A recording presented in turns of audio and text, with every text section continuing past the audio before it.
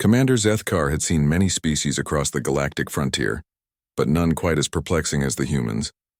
Their bodies were soft, their skin easily punctured, their bones brittle compared to his own crystalline exoskeleton.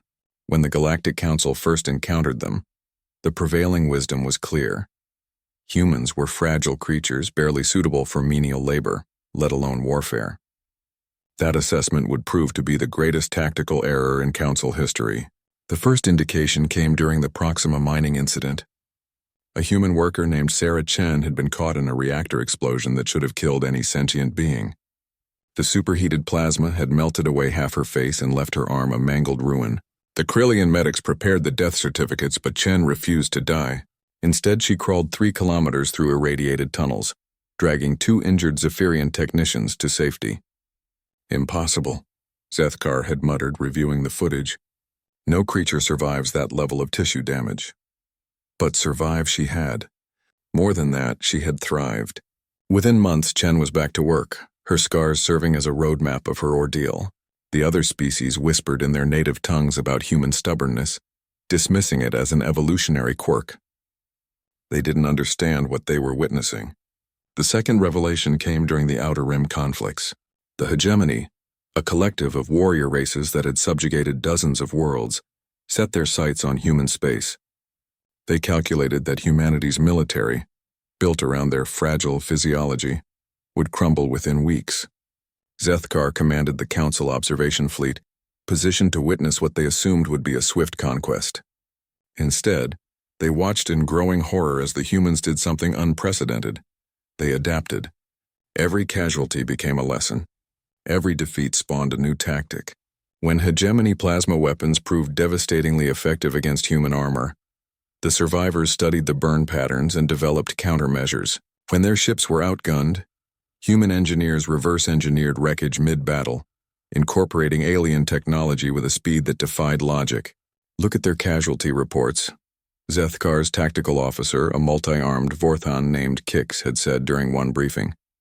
They're losing thousands, yet their combat effectiveness keeps increasing. It was true. Where other species would have retreated or sought terms after such losses, humans seemed to feed off their pain. Each wound became wisdom. Each scar, a story of survival that made them more dangerous. Lieutenant Marcus Torres exemplified this terrifying evolution. Shot down over a hegemony world, he had spent 6 months as a prisoner, enduring interrogation techniques that would have broken most minds. When he finally escaped, he didn't just flee. He dismantled the entire prison complex from within, freeing hundreds of other captives and stealing crucial intelligence. The scars on his body told the story. Burn marks from neural disruptors, surgical incisions from failed mind probes, bone fractures from repeated beatings. But Torres wore them like badges of honor, and his debrief became required reading for human special forces across the galaxy. They tried to break me, he had said in his report, voice steady despite the obvious trauma. But every time they hurt me, I learned something new about how they think, how they operate. Pain became my teacher. Suffering became my weapon. This philosophy spread through human ranks like wildfire. Soon, the hegemony faced an enemy unlike any they had encountered. Humans who had been captured and tortured returned to battle with intimate knowledge of enemy tactics. Soldiers who survived devastating injuries came back stronger, their trauma converted into unshakable resolve. The turning point came at the Battle of Kepler 442b. The hegemony had cornered the human fleet in a gravity well, preparing for the killing blow. Admiral Elena Vasquez, commanding the human forces, made a decision that would be studied in military academies for generations.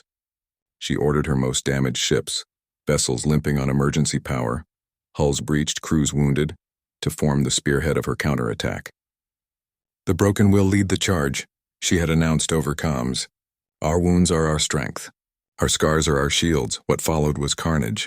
The damaged human ships, written off as combat ineffective by hegemony strategists, proved to be their most lethal weapons.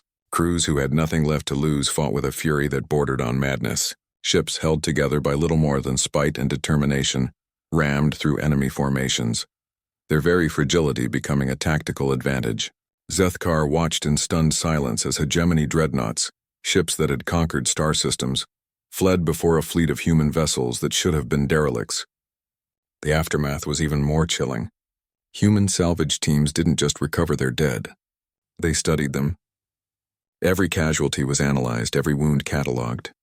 The humans built a database of pain, transforming their losses into a weapon against future enemies. They don't just endure suffering, Kix observed, his multiple eyes reflecting the glow of tactical displays. They weaponize it. They turn trauma into tactics, wounds into wisdom. The hegemony surrender came 6 months later, their military leaders citing an enemy they could not comprehend, let alone defeat. In their official statement, they described humans as creatures who transform vulnerability into violence, who forge strength from suffering. In the years that followed, the galactic community's perception of humanity shifted dramatically. Where once they saw fragility, they now recognized resilience. Where they had dismissed human weakness, they now feared human adaptability. Zethkar, promoted to High Commander of Council Forces, found himself studying human military philosophy. Their greatest strategists weren't those who had never known defeat. They were those who had been broken and rebuilt themselves stronger. The humans had a saying that summarized their entire military doctrine. What doesn't kill us makes us stronger. Other species had similar concepts, but none had turned it into an art form the way humans had. As he prepared his final report on the Outer Rim conflicts, Zethkar reflected on the lesson learned at such terrible cost. They had called humans fragile, had seen their soft flesh and brittle bones as weakness. They hadn't understood that true strength wasn't about avoiding damage. It was about transforming that damage into power. The humans had taught the galaxy a harsh truth. The most dangerous enemy wasn't the one who never fell, but the one who learned to rise from every fall, carrying the weight of their wounds like weapons forged in the fires of survival. In the end, humanity's greatest strength wasn't their technology, their numbers, or their tactics. It was their ability to look pain in the eye and ask, "What can you teach me?"